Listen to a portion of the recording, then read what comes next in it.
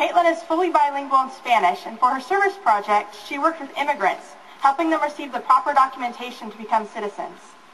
Kaitlyn has a love of different cultures and is also very committed to her faith.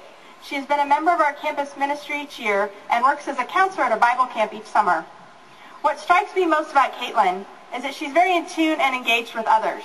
We shared a van trip to Project Homeless Connect in the fall, and I thought for sure that the girls would just put on their iPods and start texting and zone out, but not with Kaitlyn in the van.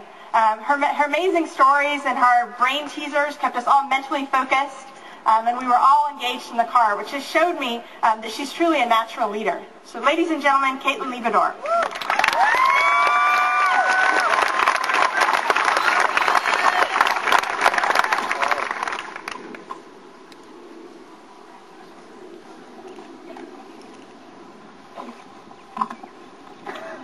Hello. So I figured every graduation needs a long and somewhat boring speech, so I placed that responsibility on myself. So enjoy. A few months ago, on a wet January day, I received a phone call that changed my life. I was just beginning to hunker down for a night of studying physics when the phone rang, and my brother, like most little brothers, refused to quiet the incessant ringing, even though he was closest to the phone. Annoyed, I picked up the phone, and much to my surprise, Misa Sharpen was on the other end, asking me if I had received a letter from Ursuline. I had not. Misa, my co-valedictorian, related the joyous news which allows me to stand before you today, that she and I had been awarded the honor of being co-valedictorians. I was so surprised. I had a mild brain meltdown before I regained the mental acuity to formulate the most important question of all. Does that mean we don't have to work hard anymore? Ironic, right? I stand before you today, a co-valedictorian of the 127th graduating class of Ursuline High School, as an individual who has sacrificed many social gatherings, parties, for the almost synonymous AP Physics study sessions. I regret to note I have foregone cutting classes in favor of slicing flora in the biology lab, and that I've even forgotten to peruse Spark Notes because I was actually busy reading Dostoevsky's Crime and Punishment, and I'm such a nerd. I liked it. Okay, so I will admit that I cut lunch one time to go get, no, not a beer, but a yogurt. Ironic then, right? That my first words after receiving this honor were literally, does that mean we don't have to work hard anymore? So why then? Why work so hard? I can't speak for everyone here, but for me, college has been my biggest aspiration since I knew there was such a thing in life as a dream. When you're little, dreams mean different things, such as a conversation with Michelangelo, the Ninja Turtle, of course, not the artist, to play soccer alongside Mia Hamm, and perhaps even a walk on a rainbow. But when I reached 10 years of age, my dreams melded into one single goal, college. It wasn't so much college in and of itself, but it was the journey towards college that thrilled me senseless. I looked forward to high school, the sports, the friends, the classes, so I never settled for good, only great, even as a 10-year-old in grade school. When I entered high school as a freshman, I met Mrs. Bailey, the freshman counselor. In our first meeting together, she leaned in, looked me straight in the eyes, and said, "I see a future valedictorian in you." She couldn't have known how much those words meant to me. There and then, I made it my goal to strive for this honor. And then, Misa came along. And no matter how hard I tried, or what I did, she always seemed to finish the book faster or solve the problem better. And because she is such a great person, I had no choice but to tolerate her for this. Okay, fine, I had no choice but to actually admire her greatly and recognize her for the kindred spirit she is.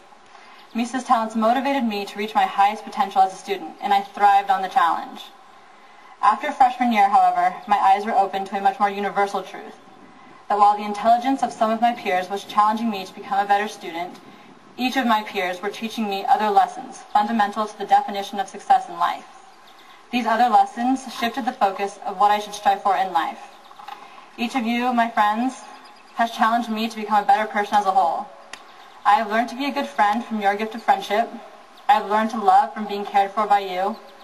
I have learned to forgive through your unconditional forgiveness, and I have learned to serve others while serving alongside you. And while most of the lessons you taught me were blatantly positive, other very valuable lessons came from less obvious places. There's a quote that says, "While good judgment comes from experience, experience comes from bad judgment." You, class of 2008, taught me to experience, and that bad judgment is sometimes the best judgment for you.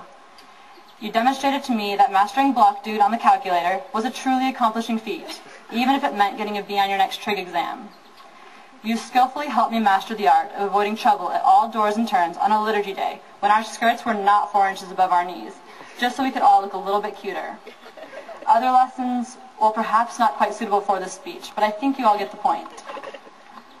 You taught me without even knowing it, and I will cherish sharing these 4 years more than you will ever know. That is how I measure these past 4 years.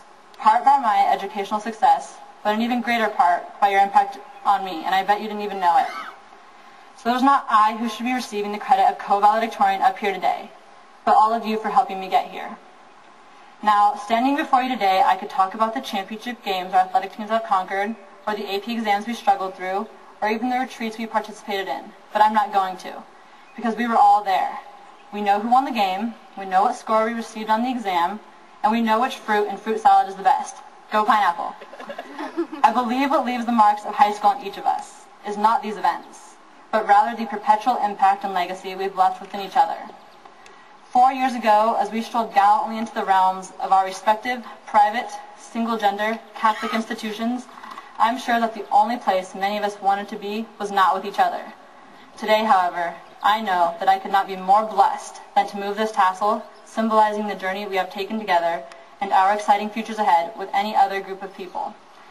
And finally, I want to end with a quote I discovered in the Ursuline main office a few days ago. To remember means literally to come back together again, in mind and in spirit. Memories, the fabric of remembrance, are woven from 2 distinct yet inseparable threads, places and people. You are those people, graduates. Ursuline and Cardinal Newman are the places. Remember each other. Remember what you're capable of. I know I will.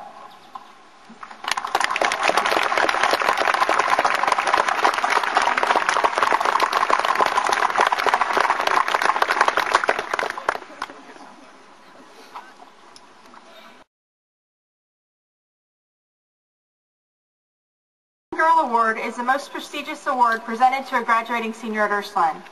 This award goes to the individual who most epitomizes the core values that form the mission and philosophy of all the Ursuline schools throughout the world. She is nominated by her fellow classmates and selected by the faculty. First, the nominees. Please stand when I call your name. Brittany Bailey, Kialiki Keith Reed, Sarissa Chia, Jessica Etchell, Kaitlyn Libador, and Anna Melton. Congratulations, nominees. You may be seated.